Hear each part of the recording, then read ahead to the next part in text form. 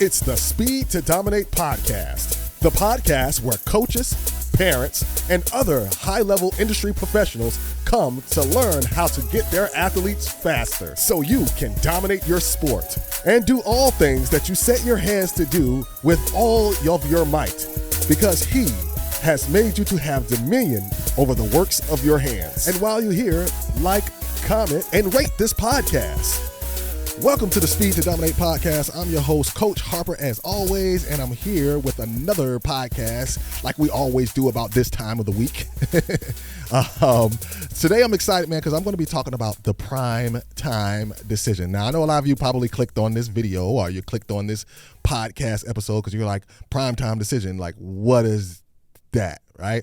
So I wanted to talk about something that Coach Prime, now we all been watching, the Colorado Buffs do their thing, and we're not going to talk about what's going on and what's not going on. But what I do want to talk about is something very specific that he made, or a decision that's very specific that he made back in September, when they were riding high and they were winning, they were winning a lot of games, or they stunned the world with that first week opening win against TCU.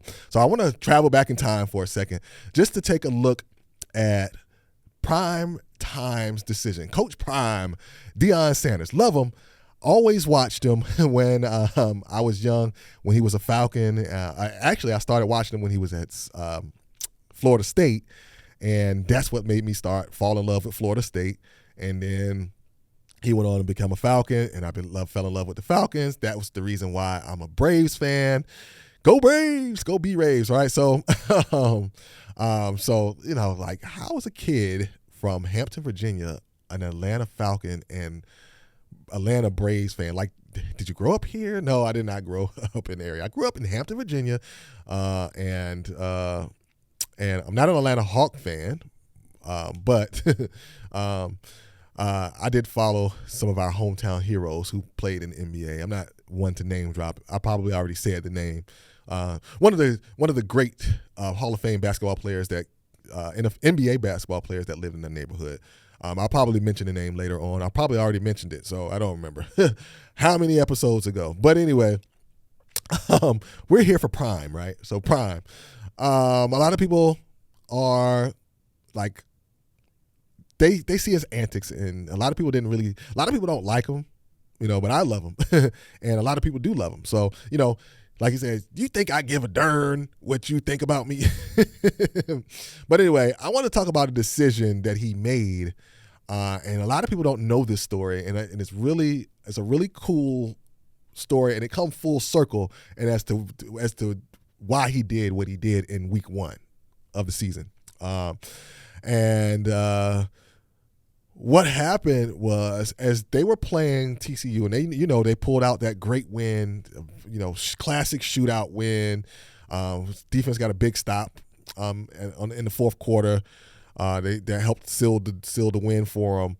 But during the game, there was a kid, and ironically, the kid's last name was Sanders for TCU, and he was doing a play, it was regular play like normal.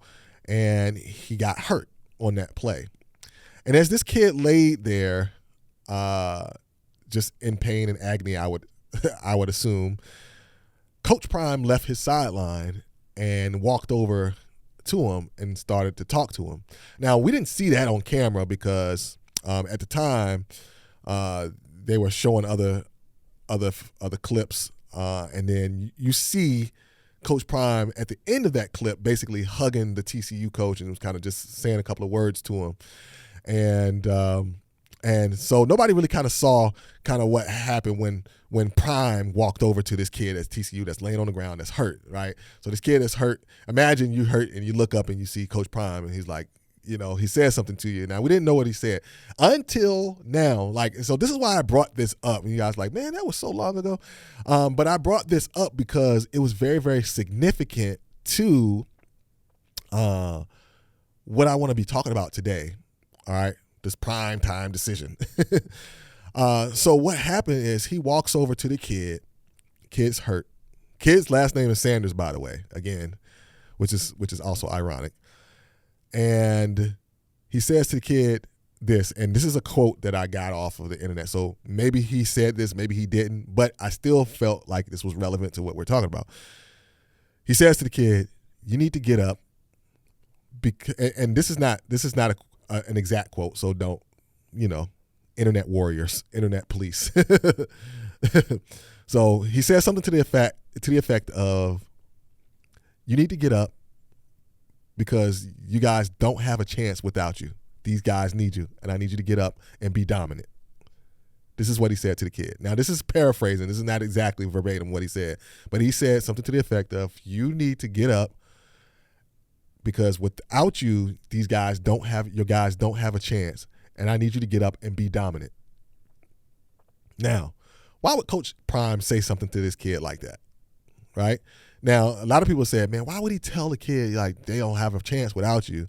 It's like, some people looking at it like he was kind of just downplaying the kid, but in my eyes, I look at it like, he was kind of giving the kid some props. Like, hey, look, kid, you're a dominant kid. You're a dominant football player, and your team needs you, and I need you to get up and be dominant like I know you can be, right?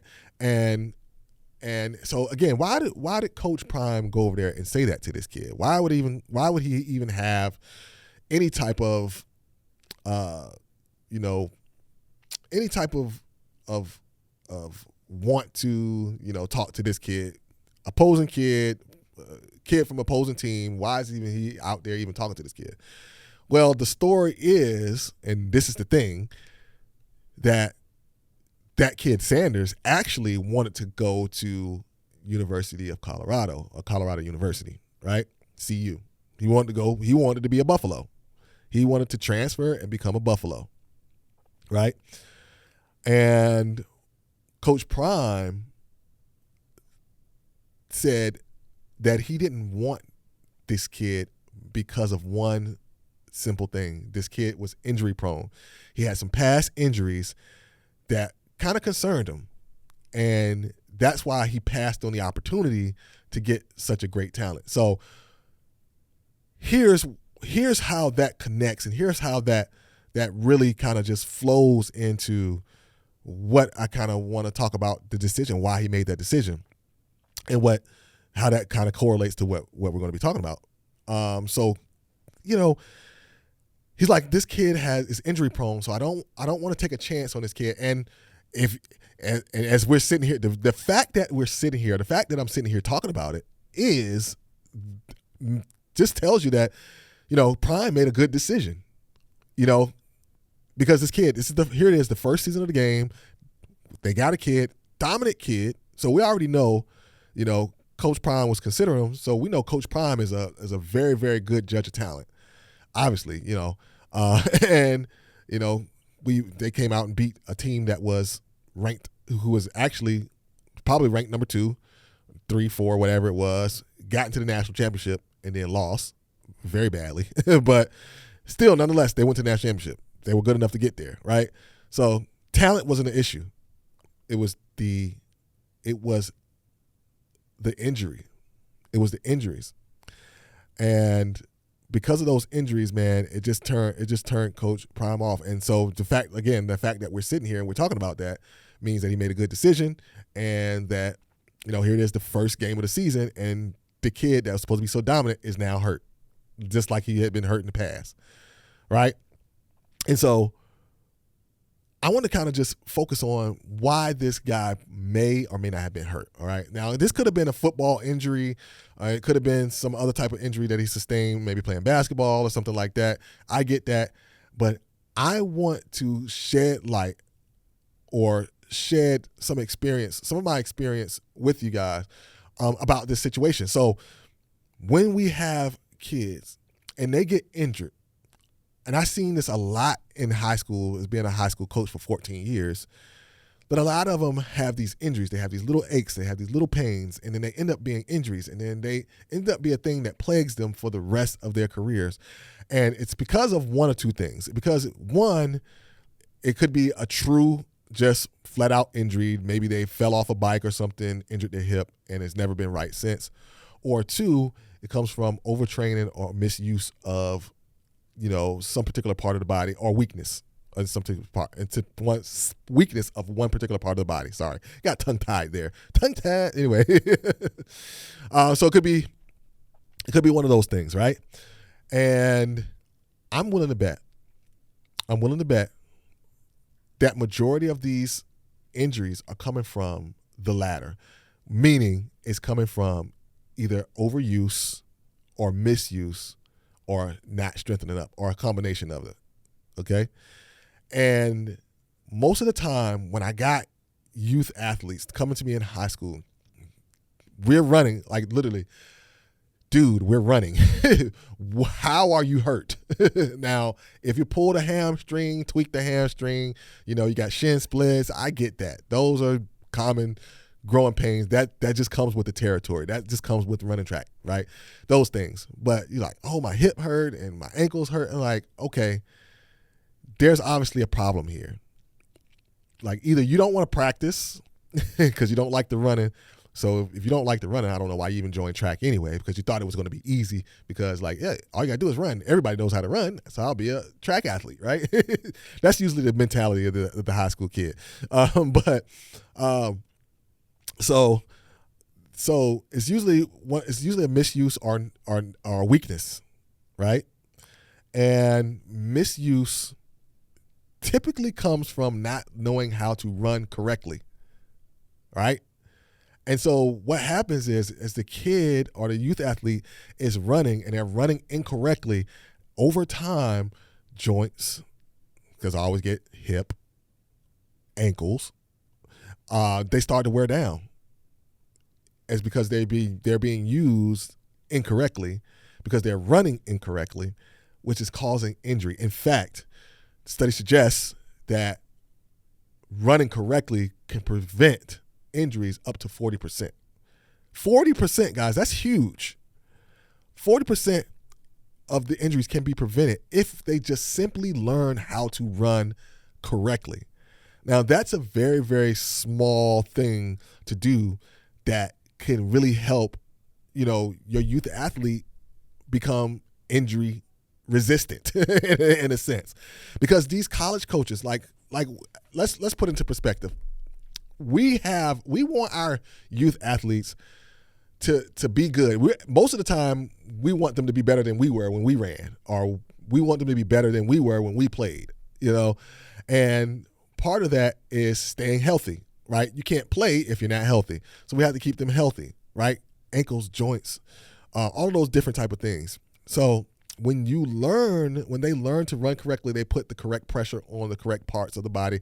They're able to distribute that weight and all of those different type of things, so that they're not putting any extra unnecessary stress in one part of the body, which weakens that part of the body, because you're not strengthening it up, right? You're not strengthening it up, especially if you don't have any type of training. If your youth athlete's not going through any type of training, they don't have, and here's the thing, they don't have any type of weight program, which I don't.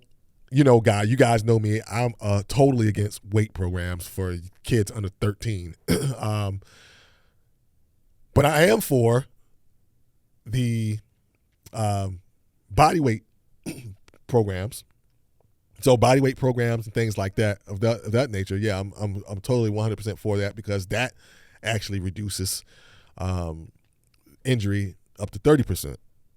When we start using body weight as opposed to weights, okay? Because we got to know exactly, it's a lot of science behind it, and knowing exactly where you need to put the weight and if the kid can even handle that weight, right? So we get into a bunch of different other things, but the kid is getting weak, or they are weak in a certain area. So we have to pinpoint those problems, and so a lot of people don't pinpoint the problems. So a lot of people thinking, a lot of you out there are probably thinking, is just running. They'll just run. Well, they'll grow into it. They get faster as they build muscle, and those things are true. But there's literally a science behind running and pinpointing the weak areas and strengthening those weak areas up, and learning how to run properly within the realm of your. It's just a bunch of different things. Okay, and so if you don't have anybody guiding you through these things, then you're just going to do the latest thing that's on the internet, right? You're going to go to YouTube, and not to not to make it worse on me, because you're probably watching this on YouTube, right? But you're going to get the latest fad on YouTube. You're trying to do the thing without having a true guidance through a coach that you actually consult with, right? That can help you get the right thing. So these college coaches, guys, they are going to start looking at those things, especially with this portal open, right? These portal, you can jump into the portal. These coaches are looking at they're like NFL coaches now. They're weighing in on your stock value. Is this kid injury prone? How fast? Oh, this kid has amazing speed. It's first the thing they're going to look at is how fast are they? This kid, oh man, this kid is super fast. He can take the top off of a defense. I'm going to look at this kid first of all because I know this is a track kid. Okay, what is his times? Oh man, or not even a track kid. Like this kid has super speed. This kid has a lot of speed. All right, let's take a look at him. All right, are they injury prone? Okay, how are they as an athlete? What is their attitude like? And these are recruiting questions, right? Same thing when it comes to recruiting. They're going to look at those same exact things. All right. So don't let negligence, early on be the reason why your kid is getting questioned by a coach and not getting a chance to play where they want to play, or not getting a chance to play at a place where they can get the most visibility because they haven't done the things early on to prepare themselves to be injury resistant, I should say, injury resistant and not injury prone. All right. And so, like I said, one of the ways that we can do that, guys, is by getting a coach. And it could be me, it could be somebody else, but you need someone. All right. You need someone that can help you, guide you, so they can give you the right information so that you can take your youth athlete, teach them how to run correctly, and teach them the injury prevention drills that they need to do, that same things that we do in our Speed to Dominate program, to get you there. All right. So with that being said, guys, I also want to let you know that I have a video that gives you my secrets. Okay. So I have 3 secrets that I use to get my kid, my youth athletes, my young daughter. I took the same program, 3-step program, and I implemented it with my daughter. She's 7 years old, right? She went from slow to fast to then becoming number 2 in the nation in her age group, in her event. And we were able to do that because we went through this 3-step system that I'm going to reveal to you in this video. So if you want to know that 3-step formula, that secret formula that I've been doing, and I could talk about it, it's going to take 2 hours, 3 hours, but it's not going to take 2 or 3 hours. I'm going to give it to you straight in that video. So all you have to do is click the button or click the URL or whatever it is. You guys know what to do. Down in the description, in your the show notes, in the show notes of this, in the description down here on YouTube, or you can go to www.speedtodominate.com, where you're going to get a video where I'm going to lay out step by step how I did this, how I got my daughter injury prevention drills and got her from slow to fast to number 2 in the nation. And it's the same stuff that I've been using in high school to get. I had 4 other kids get top 10 in the nation. And I've been doing this for over 14 years. And so, like I said, I've never done this before. So the secrets that I'm revealing in this video is there for you to go look at, and you can implement it on your own, or we can talk about it and we can implement it together. So either way, you're going to have the information and you can go implement it, or we can talk about it, doing it together. So, but the first thing you need to do is go to www.speedtodominate.com and go ahead and watch the video. Take notes, take good notes, because it's going to help you out in the long run. All right. Do all the YouTube things. I'm taking a thing out of Myron Golden's speech. Do all the YouTubey things like he always says. Like, comment, subscribe, hit the bell icon, do all those things. And if you're listening to this on Apple Podcasts, rate the podcast and, share it with a friend.